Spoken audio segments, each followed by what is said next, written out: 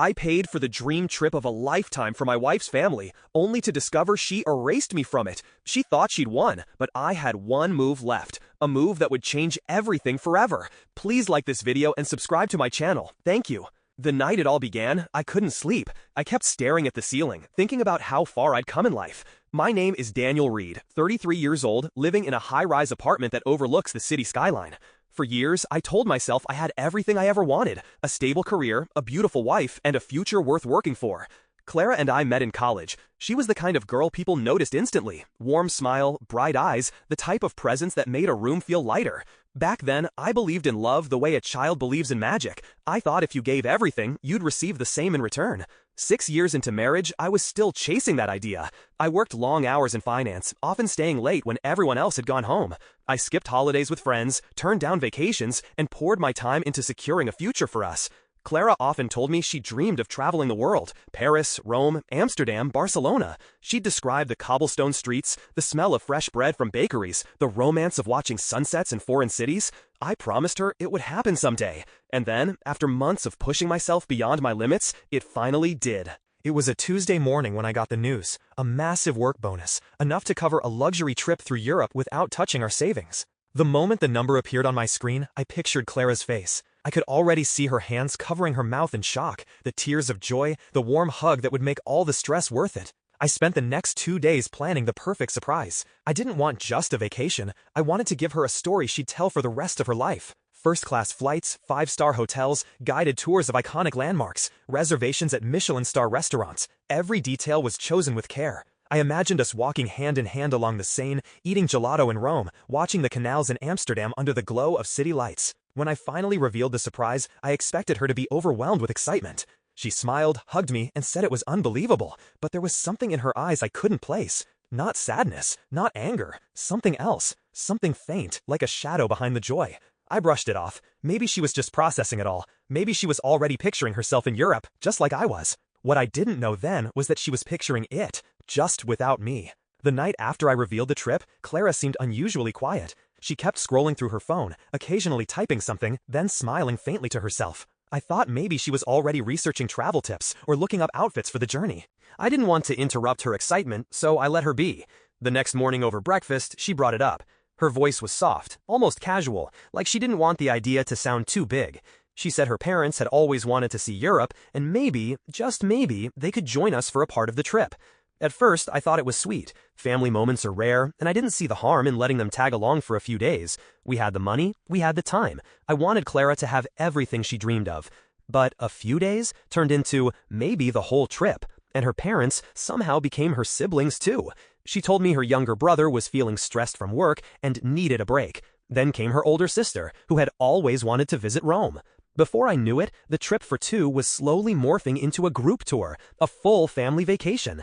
I tried to stay positive. I told myself it would still be fun. Yes, the romantic couple's getaway I envisioned was fading, but maybe sharing these moments with her family would make her happy. And wasn't that the point of all this? To make her happy? I didn't notice it at the time, but something in Clara's demeanor had shifted. She became more secretive about her planning. She'd spend hours on her phone at night, and if I walked into the room, she'd lock it instantly. When I asked simple questions like, what dates are we flying out, or which hotels are we staying at, she'd give vague answers and quickly change the subject. Her tone was different too, colder, like I was just another part of the logistics, not the man who had made it all possible. Still, I ignored the unease building in my chest. I told myself it was just pre-trip stress. We'd all be laughing together once we were there, wandering those streets I dreamed about. But deep down, something whispered to me that this wasn't going to be the trip I imagined. And as I would soon learn, it wouldn't be my trip at all. It happened on a Sunday evening, just 2 weeks before the trip. Clara was in the shower, steam curling out of the bathroom doorway, the sound of running water masking everything else. I was on the bed, scrolling through emails, when her phone buzzed beside me. Normally, I would never touch it. I had always believed that trust was sacred. But something made me glance at the screen. A preview of a message popped up. Just one line from her sister. Can't wait, this'll be the best trip ever without Daniel slowing us down. At first, my mind refused to process it. Without Daniel? Slowing them down? I told myself maybe it was a joke, a clumsy attempt at humor. But my stomach tightened, my hands felt cold. I opened my email account, searching for the travel confirmation I had forwarded to Clara weeks ago. When I found it, I froze. The passenger list no longer had my name on it. Instead, it listed Clara, her parents, her brother, her sister, and even her sister's fiancé. Every flight, every hotel, every tour. My seat, my bed, my spot, replaced. She had canceled my ticket and filled it with her younger brother's name, quietly, without saying a word to me. I sat there in stunned silence, listening to the water still running in the bathroom. My pulse was hammering in my ears. Every image I'd carried in my head of us laughing in Paris, sharing wine in Rome, shattered like glass hitting the floor. She had planned an entire European vacation funded by me, without me, and she had no intention of telling me until it was too late to stop her. That night, something in me broke. Not just my trust, not just my heart, but the version of me who believed in giving without question. That Daniel was gone. By the time she stepped out of the bathroom, humming to herself and wrapped in a towel, I had already decided. If she could erase me from this trip, I could erase the trip from her life entirely. I didn't sleep that night. The city outside our window was quiet, but inside me, a storm was brewing. I sat in the dark living room, the dim orange light of the street lamps casting long shadows across the walls. Every second that passed, the reality sank deeper. The woman I had loved for years didn't just betray me, she erased me. I thought back to all the moments I had put her happiness above mine, working overtime so she could shop without worry, skipping weekends with friends so we could save for our future, ignoring small arguments because I believed love was worth the compromise. All of it had led here. She didn't just want a vacation without me, she wanted me to pay for it, quietly smiling in the background while she paraded across Europe with her family, pretending I didn't exist. It wasn't even the money that hurt the most. It was the thought that she had planned this for weeks, maybe months. The secret calls, the late-night messages, the careful hiding of details so I wouldn't suspect anything. Every time I replayed her sister's message in my mind, without Daniel slowing us down, it felt like another blade in my back. Somewhere between midnight and sunrise, my grief turned into something sharper, cold, focused. The Daniel who would beg for answers or try to reason with her was dead. From that moment, I wasn't her loving, devoted husband anymore. I was the man who was going to take everything back, and I was going to do it without raising my voice, without letting her see me break. When she finally woke up and walked into the kitchen the next morning, I greeted her like nothing had happened. She poured herself coffee, chatting idly about packing lists and how fun it would be when we all arrive in Paris. I smiled, I nodded, I played the role. Because the more she believed I was still the same Daniel, the sweeter it would be when I pulled the rug out from under her feet. The first step was simple: regain control.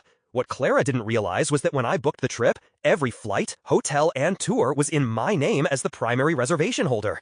That meant only I had the authority to make changes, and I was about to make the biggest change of all. While she was out shopping for the trip with her sister that afternoon, I sat at my desk, coffee in hand, and opened my email. I called the travel agency directly, my voice calm and polite. I told them I needed to adjust the passenger list due to a scheduling conflict. Within 30 minutes, every single ticket under Clara's family name was refunded, straight back into my account. The hotels, the tours, the inner-city trains, all canceled. The itinerary I had once built for her was gone. And then came the satisfying part. I rebooked it all. Same dates, same destinations, same 5-star accommodations. But this time, the names on the reservations were mine, and my 3 closest friends from college. Guys I hadn't traveled with in years, who would appreciate every second of this adventure. When I hit confirm booking, I leaned back in my chair and felt something I hadn't felt in weeks: peace. The beauty of the plan was in its silence. I didn't storm into the living room and announce it. I didn't leave hints. I simply waited, knowing the truth would reach her through the one thing she valued most: her family's approval. And sure enough, the first crack appeared 2 days later. I was in the kitchen making dinner when her phone rang. The cheerful expression she had been wearing all day vanished in seconds as she answered. I couldn't hear the exact words, but I could read her body language: the stiff shoulders, the furrowed brow, the hand clutching her forehead. By the time she hung up, her face was flushed with fury. Her family had just discovered that their dream European getaway was gone. She turned to me, eyes blazing. But instead of speaking right away, she simply stared, as if trying to figure out whether I was clueless or the mastermind. I didn't give her either answer. I just served dinner, sat across from her, and smiled, because the game had only just begun. It didn't take long for the quiet tension to turn into a storm. The next morning, Clara was pacing the living room, her phone clutched so tightly it looked like it might crack. Every few minutes, it buzzed with another angry text or call from her family. Her sister's name kept flashing across the screen, then her mother's, then her brother's. Finally, she turned to me. Her voice was low at first, but shaking with fury. She accused me of humiliating her family, of destroying the trip they'd been looking forward to. She said I had made them feel unwanted, like they were a burden. I listened without interruption, leaning back on the couch, arms folded. When she demanded to know why I had done it, I didn't flinch. I told her the truth, that the trip was never meant to exclude me, that it was my gift to us, not a free vacation for her entire family, and that when I found myself removed from my own plans, I decided it no longer belonged to them. Her face tightened. She didn't deny it. She didn't even try to explain. Instead, she accused me of being petty, selfish, and vindictive. I let her words wash over me. Once, they might have cut deep, but now, they were meaningless. She ended the argument by storming out of the apartment, slamming the door so hard the frame rattled. I didn't chase her. I didn't text to ask where she was going.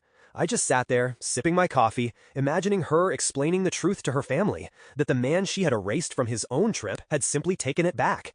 And the best part? The plane was leaving in 2 days. I had no intention of wasting a single second of my newfound freedom. The morning of the flight felt nothing like I'd imagined when I first booked it. Originally, I thought I'd be waking up next to Clara, bags packed by the door, both of us buzzing with excitement for the adventure ahead. Instead, the other side of the bed was empty, and I didn't even bother checking if she had come home the night before.